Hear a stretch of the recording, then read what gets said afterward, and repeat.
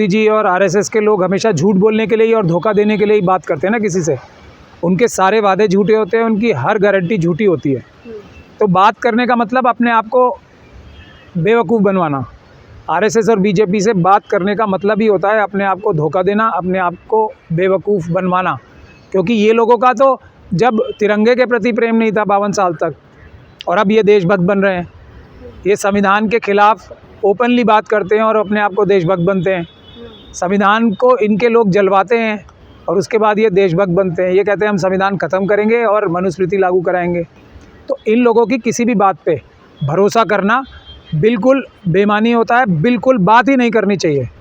मेरे ख्याल से तो जो भी एक जो मजबूत आंदोलन चले, इनको लिख के जैसे किसानों ने अपनी मांगें दे दी हैं वो मंजूर हैं तो ठीक है, वरना आंदोलन जारी है। ये कोई किसी के प्रति रहम करके, किसी के प्रति कोई अच्छी भावना रख के तो कार्य करते नहीं हैं। ये अडानी अंबानी और अपने जो कुछ मुट्ठी भर गुजरात के बिजनेसमैन हैं, उनके अलावा तो इनका किसी के प्रति कोई प्रेम नहीं है। पूरा देश किसानों के साथ है। किसान अपनी लड़ाई नहीं लड़ रहे हैं, देश के हर ईमानदार संविधानवादी नागरिक की लड़ाई लड़ रहे हैं। और हर एक नागरिक की ये ड्यूटी और जिम्मेदारी होती है। ये कोई उसका हक नहीं मांग रहे किसान अपना, सिर्फ किसान अपनी ड्यूटी निभा रहे हैं देश के प्रति, संविधान के प्रति, पूरे देश को बचाने की लड़ाई लड़ रहे हैं। किसी भी हालत में मेरे ख्याल से देखिए, अभी अब आज हम अखबार में पढ़ रहे हैं किसानों को बहकाने के लिए ये बता रहे हैं किसानों को कि आप दूसरी फसलें लगा लीजिए, उसमें हम ये करेंगे, उसमें ये करेंगे, ये फ़ायदा पहुंचाएंगे आपको, ये करेंगे, कोऑपरेटिव से आपको नेफेड से खरीदवा देंगे। ये सब धोखाधड़ी है। किसानों को कौन सा खेती करनी है ये सरकार उन्हें बताएगी, वो एक्सपर्ट्स हैं। अब मोदी जी को तो मेरे ख्याल से खुद भी नहीं कहते वो कि उनको खेती करने का एक्सपीरियंस है। चाय बनाने का पूछना होता तो पूछ सकते थे उनसे, चाय बनाने का ही तो एक्सपीरियंस जी मोदी जी बताते हैं अपना। तो जब उनसे आप खेती के बारे में कैसे पूछ सकते हैं। और पीयूष गोयल जी अब खेती के बारे में बताने लगेंगे तो बहुत ही बढ़िया बात है, फिर तो हो गया काम देश का। इसीलिए तो बेड़ा गर्क कर रहे हैं ये लोग आरएसएस के और बीजेपी के। जिसको जिस सब्जेक्ट से कुछ लेना देना नहीं है वो उस सब्जेक्ट का एक्सपर्ट बन के बात कर रहा है। लेकिन ये सिर्फ मीठी मीठी बातें करके धोखाधड़ी करने के लिए किसानों को बहकाया जा रहा है। मेरे ख्याल से बात करने का कोई औचित्य नहीं है। सीधा सीधा किसानों को अपना आंदोलन और तेज़ करना चाहिए। पूरा देश उनके साथ खड़ा है। दिल्ली में हम लोग तैयार बैठे हैं, जैसे ही किसान इशारा करेंगे हम दिल्ली में उनके लिए प्रोटेस्ट शुरू कर देंगे। केंद्र की तरफ से 4 फसलों पर एमएसपी के प्रस्ताव की बात की गई है और किसानों की साइड से 2 दिन का समय मांगा गया है। क्या लग रहा है कि किसान ये सहमति मानकर पीछे हट जाएंगे? जैसे पहले आश्वासन दिया गया था, पहले किसान पीछे हट गए थे। धोखा पहले भी खाया था, दोबारा धोखा खाएंगे। किसान थोड़ी, जवान धोखा नहीं खा रहे। अभी यूपी में क्या हो रहा है आप लोग देख रहे हैं। बड़ी मुश्किल से इतने आंदोलनों के बाद नौकरियों के लिए एग्ज़ाम शुरू हुए। अब एग्ज़ाम में ये क्या करते हैं पूरी दुनिया को पता है। डॉक्टर ऋतु हमारे बराबर में खड़ी हैं। जो लोग सारे एग्ज़ाम पास करके भी जो आरएसएस और बीजेपी के नहीं होते उनको निकालने के लिए षड्यंत्र करते हैं। फिर ये झूठे कागज़ बनाते हैं। निकालना है इन्हें तो अपने अलावा किसी को नहीं लेने देना, या पैसे दे के जो आएगा वो आएगा, और पैसे दे के भी जो आएगा नौकरी पे इनके थ्रू, आरएसएस और बीजेपी के थ्रू, उसको भी ये निकाल देंगे। क्योंकि इन्होंने फिर पैसे लेने, फिर पेपर लीक कराने, ये सब काम ये गोरख धंधा ही कर सकते हैं। कोई भी अच्छा काम आरएसएस बीजेपी वालों से उम्मीद करना ही बेवकूफ़ी है। लेकिन सर आप दिल्ली में आवाज़ बुलंद कर रहे हैं किसानों की, क्या आप भी जो है वो शंभू बॉर्डर पे जाएंगे उनका साथ देने के लिए? एकदम जाएंगे हम।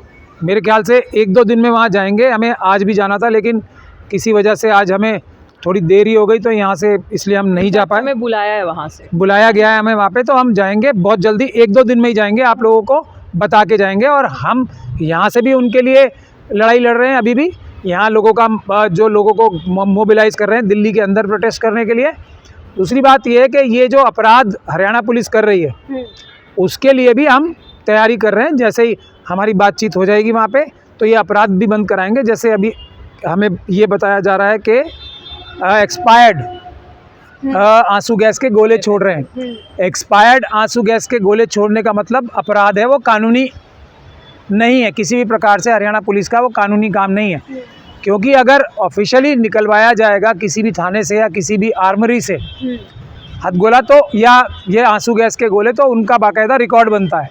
ये एक्सपायर्ड वाले तो वो होंगे जो डिस्कार्ड हो चुके होंगे या फेंक चुके हैं, तो उसका कोई कोई भी हिसाब किताब नहीं होगा। अगर हिसाब किताब नहीं है तो पूरी तरीके से हरियाणा के डीजीपी अपराध कर रहे हैं। ये डीजीपी साहब स्वयं अपराध कर रहे हैं। अगर ये काम एक्चुअली वहाँ पे हो रहा है तो इसको हम पकड़ेंगे और उनके खिलाफ कानूनी कार्रवाई 100% हम कह लोग रहे थे कि किसानों की तरफ से जो है वो पत्थरबाजी की गई थी, इसलिए सेल्फ डिफेंस में फोर्स ने जो है वो आंसू गैस के गोले छोड़े हैं उन किसानों को। किसान तो चुपचाप जा रहे थे ना, आगे आके ये कीले किसने बिछाई, बैरियर्स किसने लगाए, किसने किसको क्या किया पहले तो।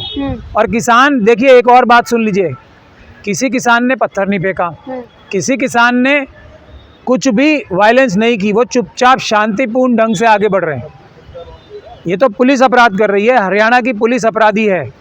और हर वो हरियाणा पुलिस का ऑफिसर जो वर्दी में है वो भी अपराधी है, और जो वर्दी में झूठी वर्दी पहना के आरएसएस के गुंडे ले जा रहे हैं वो वहाँ पे, उसकी भी खबरें हमारे पास आ रही हैं।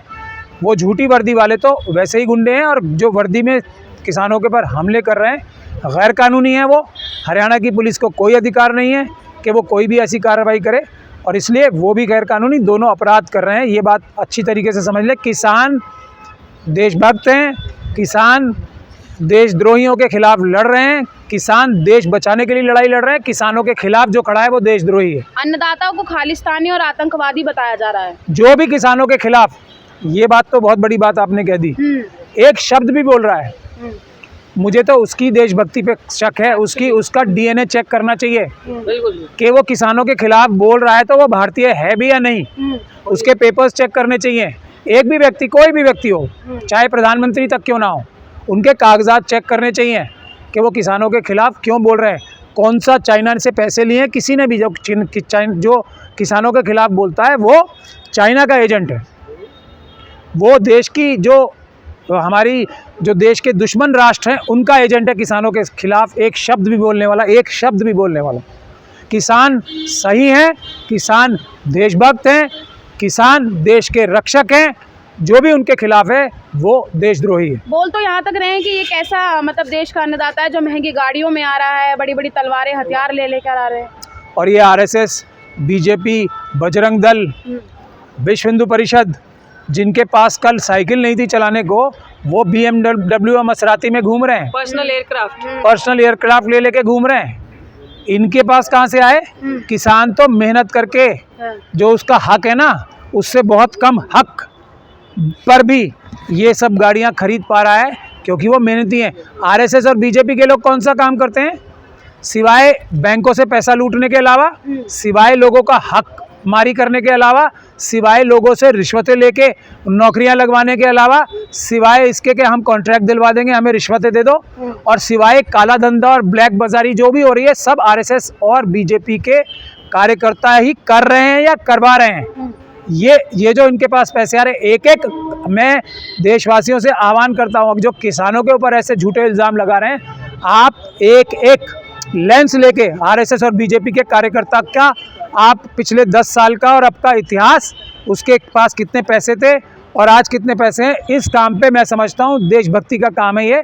हर एक नागरिक को जो संविधानवादी है, हर एक नागरिक को जो संविधान में विश्वास रखता है, देश को मजबूत करना चाहता है, लेंस लेके बढ़ा आरएसएस के एक कार्यकर्ता, बीजेपी के एक कार्यकर्ता का डीएनए भी टेस्ट कराए और इनके ऊपर नज़र रखे कितना माल इन्होंने देश का, आपका और मेरा चुराया है। किसानों के ऊपर ऐसी बात कहने की इनकी जुर्रत जो हो रही है, उसका जवाब यही है। सही। एक आखिरी सवाल ये भी है कि आप सुप्रीम कोर्ट के अधिवक्ता हैं तो, और आप वहाँ शंभू बॉर्डर पर जाने की बात भी कर रहे हैं, तो क्या कुछ कानून को ध्यान में रखते हुए भी उनसे बातचीत की जाएगी, और अगर सरकार से बातचीत में हल नहीं निकलता है तो कानून कोर्ट के जरिए के जो है वो अपनी मांगों को मनवाया जाएगा? देखिए, कोर्ट भी दबाव में है। ये सुप्रीम कोर्ट के 4 जज प्रेस कॉन्फ्रेंस करके बोल चुके हैं, बहुत सारे जजेस इस बात को बार बार दोहरा चुके हैं। तो कोर्ट भी न्याय, अभी जो इलेक्टोरल बॉन्ड्स का आया है, जब पब्लिक प्रोटेस्ट इतने बड़े बड़े शुरू हो गए सरकार के खिलाफ, तो कोर्ट्स भी अपने आप को स्ट्रेंथन महसूस करते हैं, कर रहे हैं, करते रहेंगे अगर जनता उनके साथ खड़ी होगी, क्योंकि जनता देश की मालिक है। जैसे ही जनता उन लोगों के साथ खड़ी होगी, वैसे ही हर इंस्टीट्यूशन, चाहे इलेक्शन कमीशन हो, CBI हो, ED हो, वो अपने आप को एम्पावर्ड महसूस करेगी। और जो आरएसएस और बीजेपी, अमित शाह जी और मोदी जी और मोहन भागवत जी का जो शिकंजा उनके ऊपर कसा हुआ है, उससे वो आज़ाद होंगे। ये एक जिसलिए जनता को अभी किसानों का आंदोलन भी जन आंदोलन ही है, पूरे देश की जनता का आंदोलन है, तो इसको और मजबूत करना चाहिए। इससे सुप्रीम कोर्ट और दूसरे इंस्टीट्यूशंस को भी बहुत ताकत मिलेगी कि वो न्याय कर सके, संविधान के अनुरूप जजमेंट्स पास कर सके, संविधान के अनुरूप सभी संस्थान जो हैं फैसले ले सकें। उसके लिए जन आंदोलन सबसे महत्वपूर्ण